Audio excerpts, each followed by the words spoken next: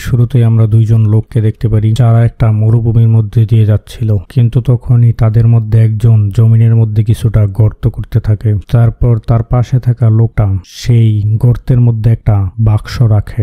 তখন সে তাকে জিজ্ঞাসা করে, এই বাক্সটা আমরা এখানে কেন রাখছি?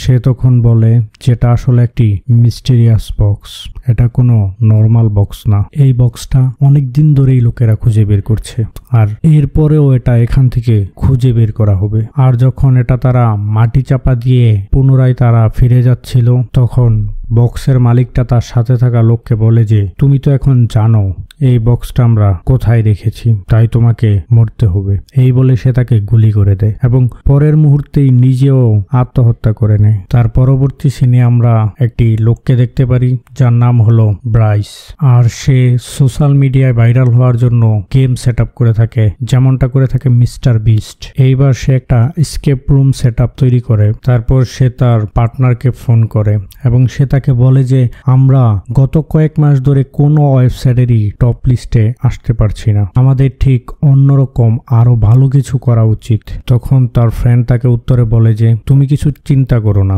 নিশ্চয়ই এইবার আমরা ভালো কিছু করে দেখাবো। তারপর ব্রাইস ডেকোরেশন আইটেম স্টোরের মধ্যে যায়, সেখানেও সে ওই মিস্টেরিয়াস বক্সটি দেখতে পারে, কিন্তু দোকানের মালিক তাকে বলে যে এটা বিক্রির জন্য নয়। তখন ব্রাইস আরো আগ্রহ প্রকাশ করে এবং বলে যে, কেন এটা আপনি কেন বিক্রি করবেন না? তখন দোকানদার মহিলাটি তাকে বলে যে, এই বক্সটার মধ্যে শয়তানকে বন্দি করে রাখা হয়। তারপর ব্রাইসের মাথায় একটা বুদ্ধি আসে, আমি যদি এইটা আমার নতুন গেমের স্কেপ রুমের মধ্যে রাখি তাহলে কেমন হয়? তারপর দোকানদার যখন তার কাজে একটু অন্যদিকে যায়, তখনই হঠাৎ করে ব্রাইস সেই বাক্সটা নিয়ে তার বিনিময়ে যে টাকাটা আছে সেই টাকাটা ওইখানে রেখে সে বাক্সটা নিয়ে চলে যায়। তারপর আমরা একটি কাপলকে দেখতে পারি যারা কিনা ছিল ব্রাইসেরই ফ্রেন্ড, আর তারা ব্রাইসের নতুন গেম স্কেপ রুমে যাবে। তারপরে আমরা আরেকটি কাপলকে দেখতে পারি যারাও ছিল ব্রাইসের ফ্রেন্ড এবং তারাও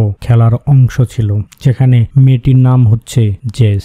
তারপর দুইটা কাপলই নিজেদের মধ্যে কন্টাক্ট করে এবং তারা সময় ঠিক করে ব্রাইসের আড্ডায় চলে যায়। তখন ব্রাইস তাদের রিসিভ করে এবং গেমসের রুলস গুলো জানাতে থাকে, কিন্তু তখনই ব্রাইসের পার্টনার একটা লোকের সাথে দেখা করে এবং তাকে স্কেপ রুমে মুখোশ পরে থাকতে বলে, কারণ এটাও ছিল তাদের গেমেরই একটা পার্ট।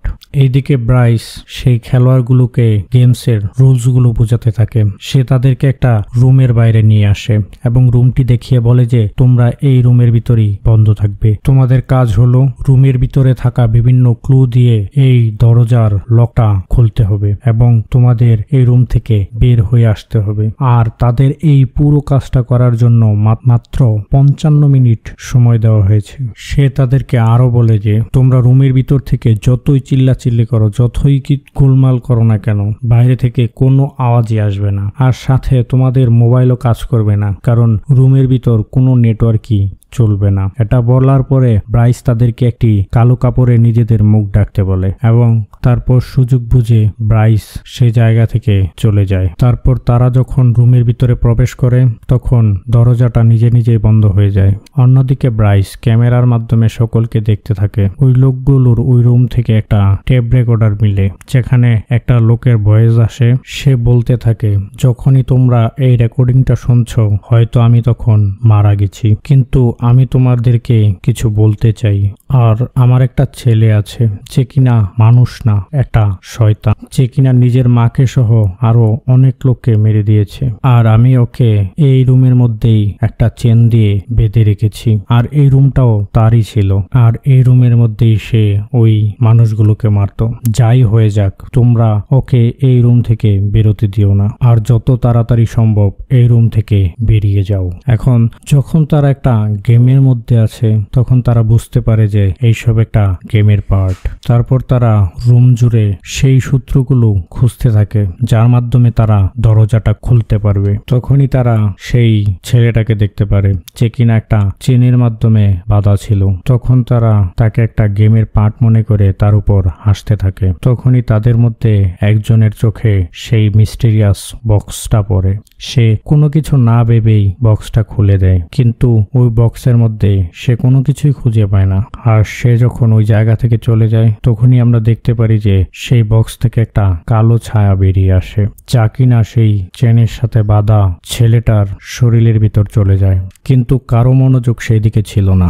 এখন থেকে আমরা সেই চেনে বাঁধা ছেলেটিকে বক্সম্যান বলবো। তখনই তারা একটা আলমারি দেখতে পারে যেটার মধ্যে একটা লক লাগানো ছিল, আর এই লকটা নাম্বারের মাধ্যমে খুলবে, আর সেই নাম্বারগুলো রেড, গ্রিন আর ব্লু কালারের ছিল। তখন তাদের মধ্যে একজনের হাতে একটা রাবার আসে যেটার মধ্যে DER লেখা থাকে, আর ওই মেয়েটা যখন একটু সামনে যায় তখন সে একটা রশি দেখতে পারে, আর যখন সে রশিটা ধরে টান দেয় তখনই সাথে সাথে সেই রেকর্ডিং এর লোকটার লাশটা তাদের চোখের সামনে চলে আসে। যদিও তারা প্রথমে কিছুটা ভয় পেয়ে যায়, তারপর তারা এটা আর অতটা সিরিয়াস ভাবে নেয় না। তারপর তাদের মধ্যে একজনের একটা কাপের ভিতর থেকে 2টা পয়সা মিলে, সে ওইটা একটা সূত্র ভেবে নিজের কাছে রেখে দেয়। এইদিকে ব্রাইসের ক্যামেরার যত সিগন্যাল ছিল সব চলে গেছিল, আর ব্রাইস তখন বুঝতে পারছিল না আসলে ভিতরে কি হচ্ছে। এইদিকে একজন লক্ষ্য করে যে বক্সম্যান তার জায়গা থেকে কিছুটা সামনে চলে এসেছে।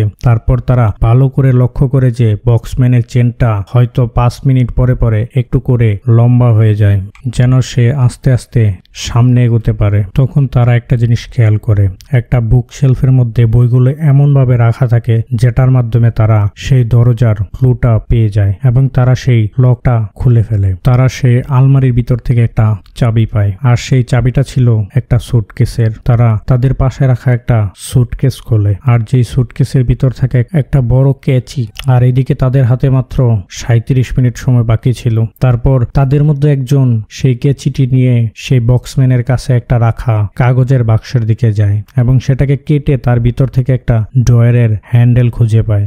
কিন্তু ঠিক তখনই বক্সম্যানটা সেই কেচি দিয়ে তাকে বারবার আঘাত করতে থাকে এবং তার মধ্যে আমরা দেখতে পারি যে সে একজনকে মেরে ফেলে। আর বাকিরা এটা দেখার পরে অনেক আতঙ্কিত হয়ে পড়ে। তারা দরজার কাছে যায় এবং সেটাকে ভেঙে ফেলার চেষ্টা করে এবং তারা অনেক জোরে জোরে চিৎকার করতে থাকে, কিন্তু সেটা এতই মজবুত ছিল আর এতটাই টেকনিক্যাল রুম ছিল যে তার কথাগুলো বাইরের কেউই শুনতে পারে না। তারপর আমরা ব্রাইসকে দেখতে পারি যে কিনা ছাদের মধ্যে দাঁড়িয়ে ছিল এবং অনেক টেনশনে ছিল। তখন তার পার্টনারও তার কাছে আসে এবং তাকে জিজ্ঞাসা করে, তুমি এখানে কেন দাঁড়িয়ে আছো? সে বলে যে আমি অনেক টেনশনে আছি কারণ আমার ক্যামেরার সকল কানেকশন নষ্ট হয়ে গেছে। তারপর তার পার্টনার তাকে বলে, তোমার এখন গেমটা অফ করে দেওয়া উচিত।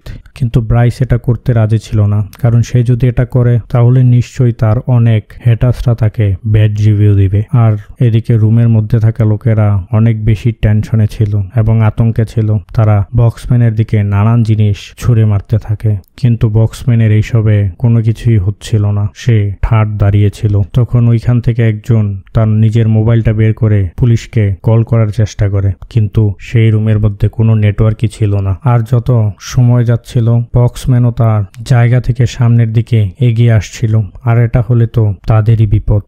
এরকম করে সে তাদের কাছে চলে আসবে, তাই তাদেরকে এই গেমটা দ্রুত শেষ করতে হবে যেন তারা বেঁচে এই রুম থেকে বেরোতে পারে, না হলে এই বক্সম্যানের হাতেই তাদের জীবন দিতে হবে। তখনই তার নজর একটা ড্রয়ারের মধ্যে পড়ে যেটার হ্যান্ডেল ছিল না। তখন তার মনে আসে যে তার কাছে তো একটা হ্যান্ডেল আছে যেটা তারা পূর্বেই পেয়েছিল। সে তাড়াতাড়ি সেই হ্যান্ডেলটা সেই ড্রয়ারের মধ্যে লাগায় এবং ড্রয়ারটা খুলে যার মধ্যে থেকে একটা ছোট বক্স বের হয়ে আসে যেটার মধ্যে 4টা পয়সা ডালতে হবে। যদিও তাদের কাছে 2টা ছিল যেটা তারা আগেই খুঁজে বের করেছে, এখন শুধু তাদের আরো 2টা খুঁজে বের করতে হবে। তারপর তারা এর ভিতর থেকে একটা চাবি পাবে। তখন তাদের চোখ যায় দেওয়ালে লেগে থাকা 2টা ছবির দিকে, আর তারা বুঝতে পারে এই ছবিগুলোর মধ্যে নিশ্চয়ই কোনো না কোনো ক্লু আছে। কিন্তু তখনই নিচে বসে থাকা একটা মেয়ের মনে হয় যে পড়ে থাকা সেই ছেলেটা মনে হয় নড়ে উঠল, তাই সে তাকে বাঁচাতে যায়। কিন্তু তখনই বক্সম্যান তাকেও আঘাত করে এবং সেও শেষ হয়ে যায়। যেটা দেখার পরে জেস এবং তার পার্টনার অনেক বেশি ঘাবড়ে যায়। তারপর তারা নিজেদের ভবিষ্যৎ বুঝতে পেরে খেলায় মনোযোগ দেয় এবং তারা পেন্টিং থেকে অনেক কষ্টে 2টা কয়েন ম্যানেজ করে। কিন্তু তখনই তাদের লক্ষ্য হয় সেই বক্সম্যানের হাতের দিকে, যার হাতে ছিল বাকি 2টা কয়েন। এটি দেখার পর তারা অনেক ভয় পেয়ে যায়। তখনই জেসের নজর ফায়ার অ্যালার্মের দিকে যায় যেটা ছিল বক্সম্যানের মাথার উপরে।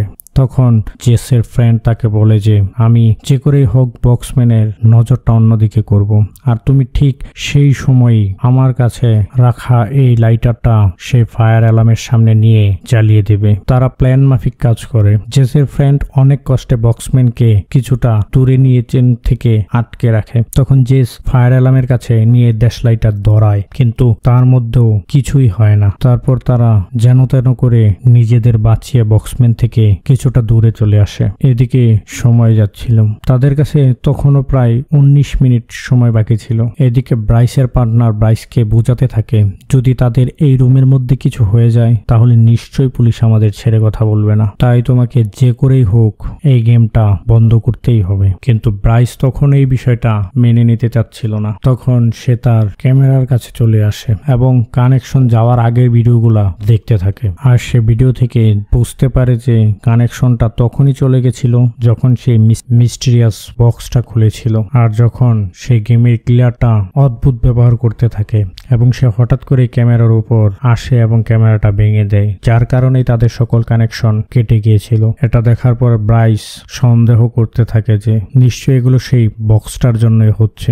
এদিকে জেস আর তার পার্টনারের কোনো রাস্তাই থাকে না। তখন তার পার্টনার তাকে বলে আমি বক্সম্যানের সাথে লড়াই করব এবং সেই কয়েন দুইটা নিয়ে আসব। জেস তখন তাকে বোঝাতে চেষ্টা করে না তুমি এ কাজ করো না, কিন্তু সে মানতে রাজি হয় না। তখন জেসের ফ্রেন্ড সেই বক্সম্যানের কাছে যায় এবং সে কিছুটা কাঁচ পড়ে থাকতে দেখে। সে ওখান থেকে একটা কাঁচের টুকরা হাতে তুলে নেয় এবং বক্সম্যানের দিকে একটা সুটকেস ছুঁড়ে মারে এবং সে সুবিধা মতো তার চোখের মধ্যে একটা কাঁচ ঢুকিয়ে দেয়। কিন্তু এত বড় আঘাতের পরেও বক্সম্যানের কিছুই হয় না। তারপর বক্সম্যান সেই কাঁচের টুকরা দিয়েই জেসের ফ্রেন্ডের উপর আক্রমণ করে এবং সেটা তার হাতের মধ্যে বিঁধে যায়। তারপর বক্সম্যান তাকে মারার সাথে সাথেই সে মাটিতে পড়ে জ্ঞান হারিয়ে ফেলে। তারপর বক্সম্যান জেসের দিকে যেতে থাকে, কিন্তু চেনে বাধা থাকার কারণে সে জেসের কাছে পৌঁছাতে পারে না। সে এমনটা দেখে তার কাছে থাকা দুইটা কয়েন জেসের দিকে ছুঁড়ে মারে। জেস সে দুইটা কয়েন নিয়ে সেই ছোট্ট বক্সটার ভিতর ফেলে এবং তার থেকে সে একটা চাবি পায়, আর সে চাবিটা নিয়ে একটা আলমারি খোলে। সে আলমারি থেকে সে একটা হুক পায়। সে হুকটা সে একটা বক্সের মধ্যে ঢুকিয়ে সেটা ঘুরাতে থাকে। যে বক্সের মধ্যে থেকে একটা জোকারের পুতুল বাইরে আসে এবং তার হাতের মধ্যে একটা নোট থাকে, আর সেই নোটের মধ্যে ইউএন লেখা থাকে। এইদিকে মৃত্যুর ঝুঁকি আরো বাড়তে থাকে, কারণ তার কাছে মাত্র 10 মিনিট সময় বাকি ছিল।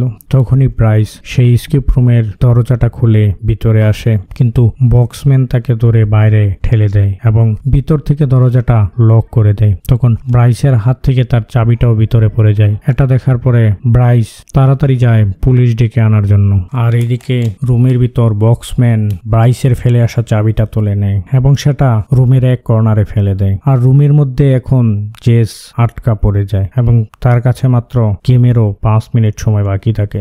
আর এদিকে দেখতে দেখতে বক্সম্যানও চেন থেকে বেরিয়ে আসতে থাকে এবং জেসের কাছাকাছি আসতে থাকে। তখন জেসের নজর আবার সেই নোটটার দিকে পড়ে এবং সে বুঝতে পারে যে লেখাটা পেন্সিলে, তাই সে ওই রাবারটা নেয় যেটা সে আগেই খুঁজে পেয়েছিল এবং সেটা দিয়ে লেখাটা মুছতে থাকে। কিন্তু সেটা করে দেখতে পারে যে তার ভিতর থেকে কিছু অ্যারো চিহ্ন বেরিয়ে আসে। সে তখন কিছুই বুঝতে পারে না।